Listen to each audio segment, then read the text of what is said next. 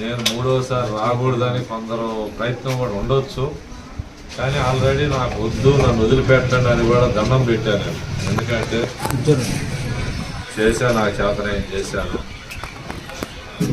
Donors అందరు కూడా పట్టుబట్టారు, నువ్వు రావాలా, మళ్ళీ మీరు అయితేనే టెంపుల్ అభివృద్ధి అవుద్ది, డోనర్స్ వస్తారని.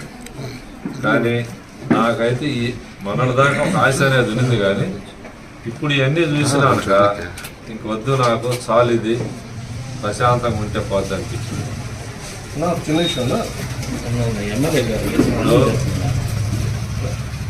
గౌరవ శాసనసభ్యురాలు వేమిరెడ్డి ప్రశాంతమ్మ, రాజ్యసభ మన ఎంపీ ప్రభాకర్ అన్న గారు, ఇప్పుడున్న ఈఓ జీతాలకు కూడా నడవడం లేదమ్మా అని చెప్పడం, మేడం గారు అంతలా ఏసీ టెంపుల్ అంత ల్యాండు అట్లుండే టెంపుల్ లేకుండా పోయేదేది, ఇది ఏం జరిగిందో అని నేను ఎంక్వైరీ చేపి తెలుస్తాను అని చెప్పడం. కానీ చైర్మన్ మీద కాదు ఎంక్వైరీ, దీనికి బాధ్యుడు ఎవరు? ఈఓ ఏం చేశాడు, నిజంగా డబ్బు లేదా లేకుంటే రాలేదా అనే దాని మీద ఎంక్వైరీ పెట్టించింది ప్రశాంతం.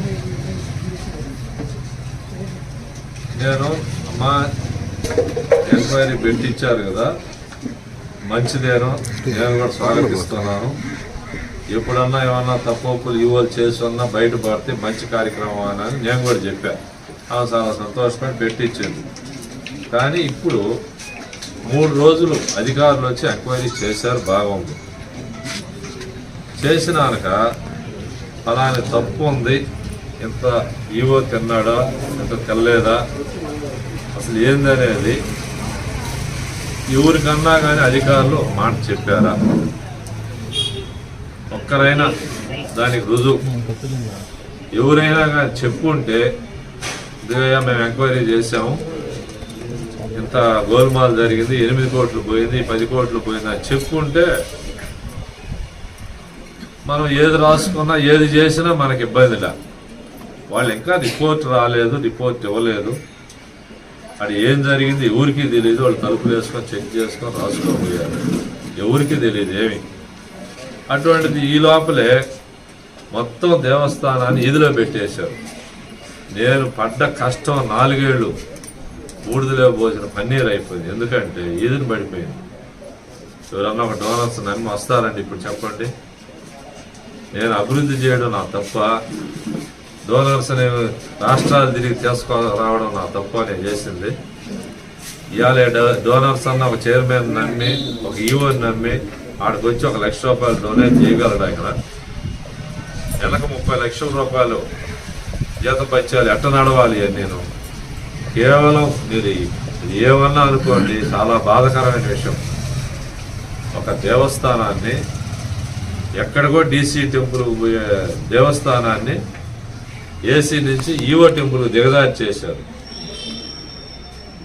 ఇది మటుకు ఊరికి మంచిది కాదు. అమ్మవారు ఆదిపరాశక్తి అవతారం. ఈ రోజుల్లో ఆమె జోలికి ఏది చేసినా ఈ మంచి చూడు వెంటనే చూపిస్తుంది.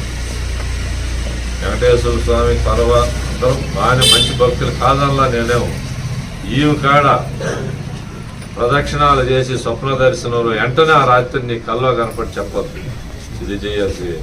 అటువంటి ఆదిపరాశక్తిని ఈరోజు ఏదల్లో పెట్టేసి రాష్ట్రం దేశం మొత్తం కుంభకోణం, కోట్లు పోయినాయి, అమ్మవారే అప్పుల పాలైపోయింది. ఏందో నాకైతే అర్థం కావడం లేదు. ఇది ఆమె చూసుకోవాలి. అయితే ప్రశాంతమ్మ, ప్రభాకర్ అన్న వాళ్ళు వేసిన కమిటీ మంచిదే కాదల్లా. చెక్కింగ్ చేసుకోవడం, గాడీలు పెట్టడం అంతా కూడా మంచిదే. నేను మీ అందరి ద్వారా ఇంకొక విషయం కూడా చెప్తుండా.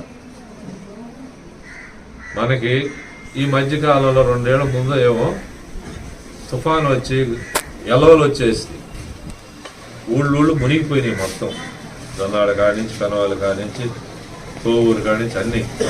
ఈ ఎందుకు మునిగిపోయినాయి, దేనివల్ల అనేది ఏమన్నా మీరు చెప్పగలిగారా? గ్రావులు ఎత్తారు, ఇసుక ఎత్తారు, మట్టి ఎత్తారు. దానివల్ల ఊళ్ళే మునిగిపోయాయి. వాటి మీద ఏమైనా ఎంక్వైరీ పెట్టారా? బ్యాంకీలు ఉన్నాయి, వాటి మీద ఏమైనా ఎంక్వైరీ పెట్టారా? ఓన్లీ ఒక్క జొన్నవాడ దేవస్థానం మీదనే ఎంక్వైరీ ఎందుకు వచ్చింది చెప్పండి. ఒక నోటు మీదకి చైర్మన్ ఉన్నాడు, వాడి మీద ఏదేసినా నెత్తిన అరాయిస్తుడు. అతని కాడ పెద్ద పెద్ద డోనర్స్ దేశంలో అందరు ఉన్నారు ఆయన చేతిలో, ఇంకా పైకి పోతుందేమోను.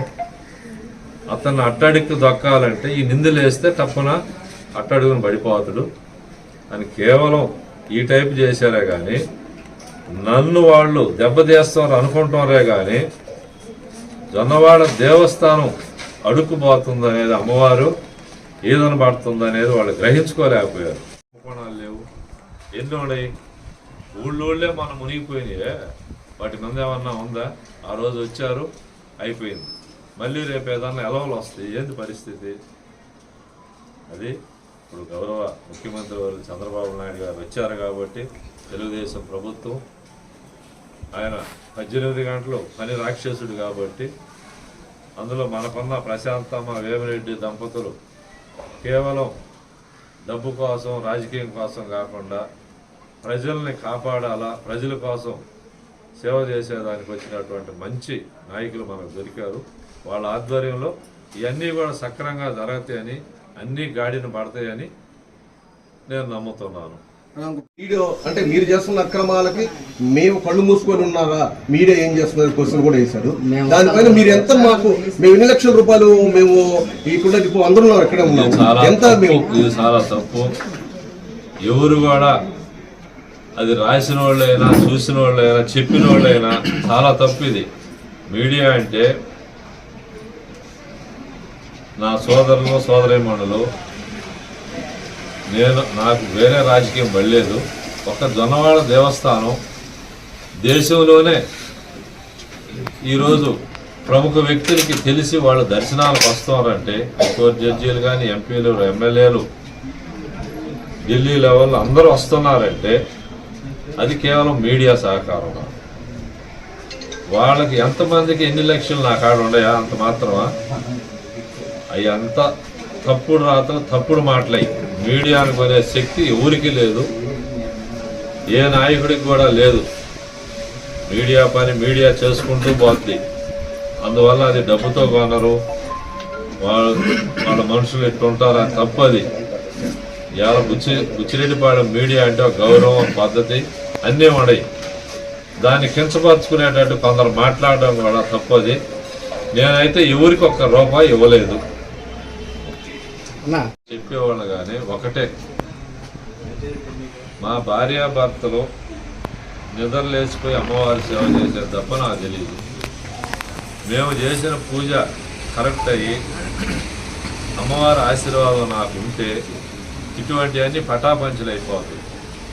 ఒక అతను, ఒక చైర్మన్, పేరు చెప్పకూడదు, ఏదో కొంచెం ప్రసాదాలు, భోజనాలు కానీ ఏమన్నా కక్కుర్తి పడ్డాడు. నెలకల్లా క్యాన్సర్ వచ్చి అతను చనిపోయాడు. నాకు తెలుస్తుంది. ఆమె సొమ్ము తాగినా తిన్నా ఎవరిని వదిలిపెట్టదు.